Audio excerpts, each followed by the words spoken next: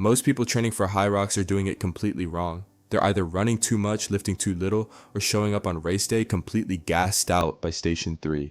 I've dialed in the exact training plan that's going to fix all of that, and by the end of this video, you'll have everything you need to not just finish a Hyrox race, but actually compete in one. Welcome back. If you're new here, this channel is all about performance training, building an athletic body, and getting results that actually show up when it counts. Today, we're breaking down the best Hyrox training plan for beginners and intermediate athletes, covering everything from weekly structure, workout stations, hybrid running programming, and how to peak for race day. Whether you're doing your first Hyrox or trying to smash your previous time, this plan is built for you. Let's get into it. What is Hyrox and why most people fail it? For anyone new to the sport, Hyrox is a global fitness race that combines 8 kilometers of running with 8 functional workout stations. We're talking ski erg, sled push, sled pull, burpee broad jumps, rowing, farmer's carry, sandbag lunges, and wall balls. The race is designed to test your endurance, strength, and mental toughness all at once. Here's why people fail. They train like a runner or they train like a lifter, but never both at the same time. Hyrox is a hybrid sport. It demands aerobic capacity, muscular endurance, lactate threshold, and functional strength all firing together. If your training isn't reflecting that, you're leaving massive amounts of time on the table. The pillars of an effective Hyrox training plan. The best Hyrox training plan is built on 4 pillars. The first is aerobic base building. You need a strong cardiovascular engine. Zone 2 cardio, running, rowing, or cycling at a conversational pace should make up the foundation of your weekly training. This builds mitochondrial density and fat oxidation, which means you'll last longer before hitting the wall. The second pillar is functional strength. Squats, deadlifts, sled work, loaded carries, and posterior chain training are non-negotiable. You can't fake your way through a 100-meter sled push on weak legs. The third is station-specific skill work. You need to practice the exact movements in the race: ski erg mechanics, wall ball pacing, sandbag lunge technique.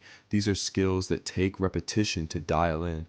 Doing them cold on race day is a recipe for blowing up. The fourth is race pace simulation. You have to train your body to run and then immediately perform under fatigue. This is called hybrid training or brick training, and it's what separates athletes who compete from athletes who just survive. The weekly training structure. Here's how to structure your week. This plan is based on 5 training days with 2 rest or active recovery days. Day 1 is your long aerobic run. Aim for 45 to 60 minutes at a comfortable zone 2 pace. Keep your heart rate between 60 and 70% of your max. Don't go hard here. This is base building, not ego work. Day 2 is your strength and station day. Focus on lower body compound movements like squats, Romanian deadlifts, and step-ups. Then finish with 2 or 3 Hyrox station drills, ski erg intervals, sled pushes, or farmer's carry repeats. Day 3 is a tempo run or interval session. Alternate between tempo runs at your race pace and interval training with shorter, harder efforts. Something like 6 by 400 meters at a hard effort with 90 seconds of rest works extremely well here. This builds your lactate threshold and teaches your body to clear waste products faster.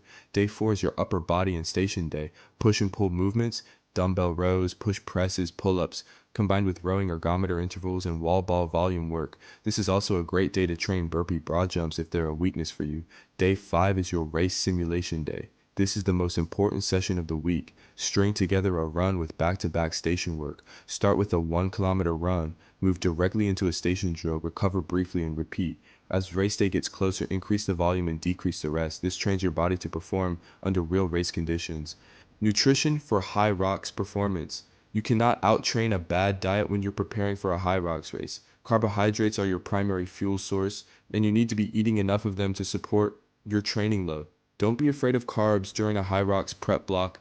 Rice, oats, potatoes, and fruit are your best friends. Protein intake should sit at a minimum of 0.8 grams per pound of body weight to support muscle recovery and prevent breakdown during high-volume weeks. Hydration is also critical. Even mild dehydration will tank your endurance performance and your strength output at the stations. In the week leading up to race day, increase your carbohydrate intake slightly, reduce training volume, prioritize sleep, and make sure you've practiced your race day nutrition strategy, what you're eating the morning of, and whether you're taking any mid-race gels or electrolytes. Common Hyrox training mistakes to avoid. Mistake 1 is skipping zone 2 cardio because it feels too easy. Zone 2 is where your aerobic base is built. It is not optional if you want to race well. Mistake 2 is neglecting single leg and posterior chain work. Weak glutes and hamstrings will destroy your sled push and your running economy by the back half of the race. Mistake 3 is training every session at maximum intensity.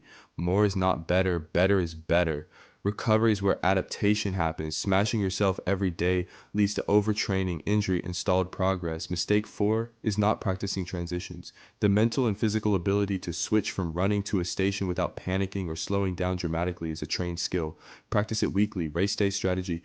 Go out slower than you think you need to. Seriously, the number one race day mistake is going too hard on the first 1 kilometer run and paying for it across the next 7 kilometers and 8 stations. Pace your stations intelligently. Know your target rep counts and splits before you walk into the race. For wall balls, ski erg, and rowing, pacing is everything. Break your sets up if you need to. A strategic break is always faster than burning out and grinding to a halt. Use the transitions between running and stations to take a breath, reset your posture, and check in with your body. Hyrox rewards athletes who stay composed and execute a smart race plan. That is the best Hyrox training plan broken down from the ground up. If you follow the weekly structure, nail your station work, build your aerobic base, and show up on race day with a strategy, you are going to surprise yourself with what you're capable of. Advanced tips to take your Hyrox performance to the next level.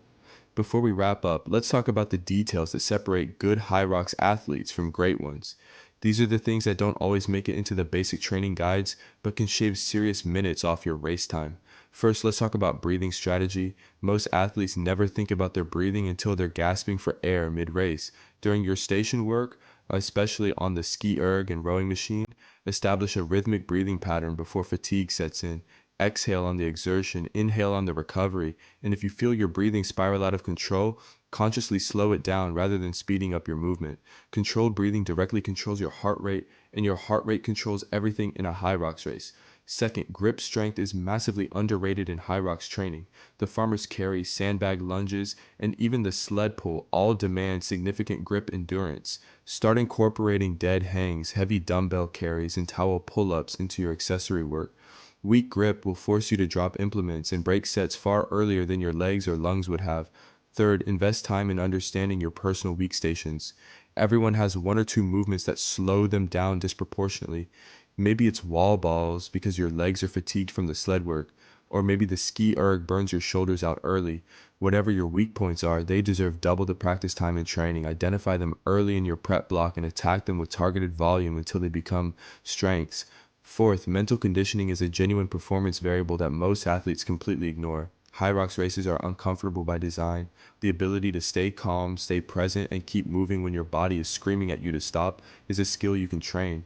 Incorporate uncomfortable sessions into your weekly plan on purpose. Finish a long run and immediately do a hard station circuit, or train in heat, or push past the point where you normally stop.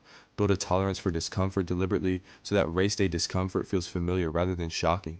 Fifth, community and accountability are tools you should be using. Find a training partner, join a Hyrox specific training group, or connect with the wider Hyrox community online.